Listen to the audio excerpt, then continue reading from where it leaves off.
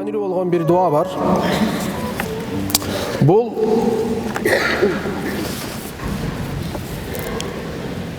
Абу Ми'лак деген сахабалардан бирөөсү. Сахабанын окуясы.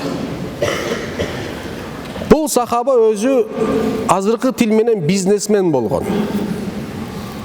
Бизнестер бар болуп, бир жерден бир жерге барып көчүп, товар ташып жүргөн болчу бул киши.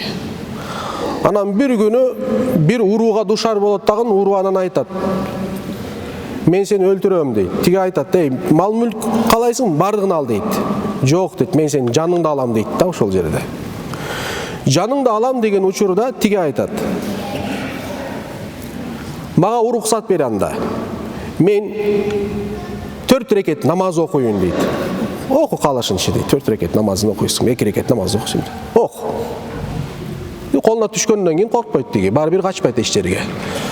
Тиги бар даратын алды дейт. 4 рекет намазын окуду. 4 рекет намаз окугандан кийин бул дуаны окуду дейт. يا ودود يا ذا العرش المجيد يا فعال لما يريد أسألك بعزتك التي لا ترام وملكك الذي لا يضام وبنورك الذي ملأ أركان عرشك أن تكفيني شر هذا اللص يا مغيث أغثني деп бул дуаны окуйт. 3 жолу кайталайт дейт бул дуаны. Манисем эмне? Я вадуд, эй сүйүктүүлөрдүн сүйүктүүсү, Раббим. Эй сүйүктүүсү. Бул жүрөктөн айтат, тилден эмес. Ал сахаба биз азыр мүмкүн тилден ал жүрөктөн айтты мына. Я вадуд дегенде, вадуд сүйүктүүлөрдүн сүйүктүүсү.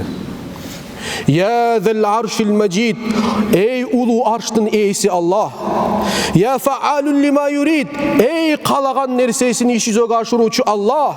Ас'алука би'иззатика аллати ла турам, жете албаган сенин күч кубатыңа, сенин улуулугуңа ант ичем дейт. Сурайм сенден.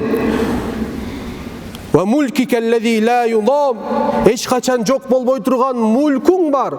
Ошол аркылуу сенден сурайм дейт. Ва бинурика аллази малаа аркан аршик, аршты толтурган нуруңдун урматына сенден сурайм дейт. Ан такфини шарра хаза лисса, бул уруудан мени куткаргының я Рабби деп сурайт дейт. Карасаңыз. Анан я мугису агисни, эй жардамдарга жардам берүүчү, эй жардамдашуучу я Раббим, мага жардам бергин деп ошо Алла Таала кайрылат ошол жерде. 3 жолу дуа окугандан кийин бир атчан пайда болот, тиги адамды өлтүрөт. Өлтүргөндөн кийин тиги сурайт: Алла Тааланын буйругу менен сен себепкер болдуң, бул адамдын жамандыгына мени куткардың, кайдан келдиң дегенде тиги айтат: мен бул жер жүзүнүн ээлеринен эмесмин, мен 4-чү асмандан түштүм дейт. Сен биринчи жолу бул дуаны кылганда асман бир жарылган болчу дейт. Экинчи жолу бул дуаны кылганда асман дагы жарылды дейт. Үчүнчү жолу дуа кылганда асман жарылып ошол жерде үн келди. Алланын сүйүктүү кулдардан бирөөсү кыйналып жатат. Ага жардам бергиле дегенде мен Аллага дуа кылдым. Я Рабби, мен жардам берейин дегенде мени жиберди дейт. Ошондо бул киши айтат. Ал периште болгондо, түшүнүктүүбү? Ошол периште анан айтат: бул нерсени айткының дейт. Ким 4 рекет намаз окуса, 4 рекет намаз окуса, жаңы дарат алып, 4 рекет намаз окуй турган болсо, бул 4 рекет намаздан кийин 3 жолу бул дуаны кайталай турган болсо, кыйынчылыкта болсо дагы, кыйынчылыкта болбосо дагы анын дуасы кабыл болот деп айткының деп айтат дейт. Карасаңыздар,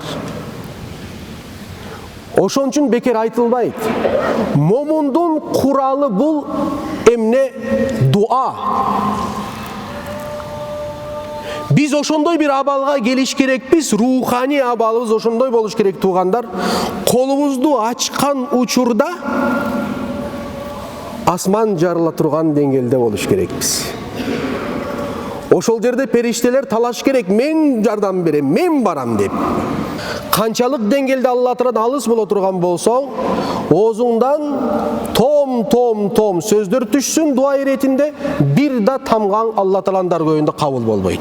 Субхана раббика раббил иззати амма ясифун.